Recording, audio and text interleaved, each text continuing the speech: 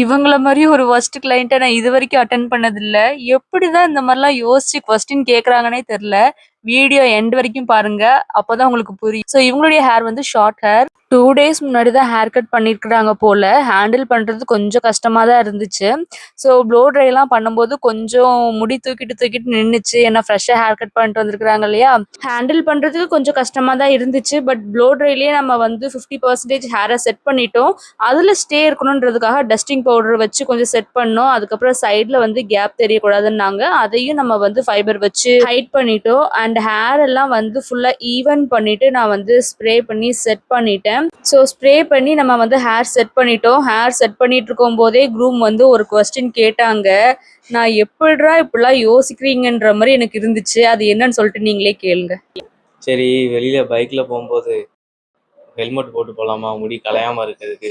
இப்படிதான் கேட்டாங்க. இப்படிலாம் எப்படிடா யோசிக்கீங்கன்ற மாதிரி இருந்துச்சு. எனக்கு அளவா சிரிக்கவானே தெரியல. நான் ஆன்சரே பண்ணல. அண்ட் இவர் க்ரூம்லாம் இல்ல. இவர் யாரு தெரியுமா?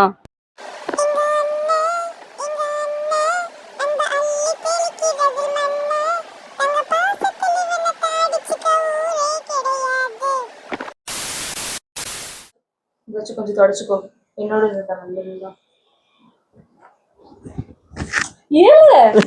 மூஞ்சில தொடல. நீ தெளிவா சொல்லு. நீ தொடனா அப்படி இருக்கேன். சரிப்பா. நீங்க பண்ணிருங்க. சரி, பூசை எப்படி இருந்தது?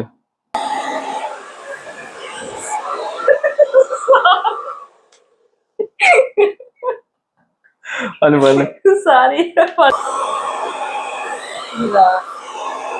மாதிரி கூசுது ஒரு மாதிரி.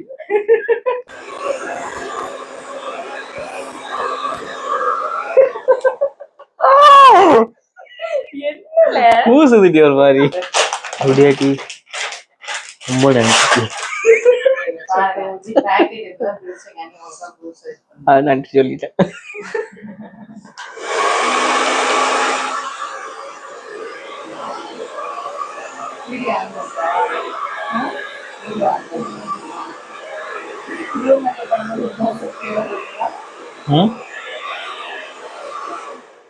மறந்துட்டேன். வீடியோ பார்த்துட்டு வரேன். குடி எப்படி இல்ல ஒரு ரொட்டேட் பண்ணீங்களே. அதுதான் இது சீப் தானே அது? இல்ல, கையில போடுற காப்பு. ஓ கடவுளே.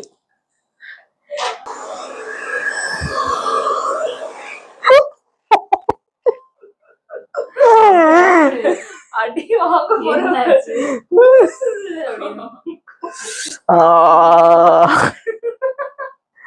கொஞ்சம் இருட்டி ஆற.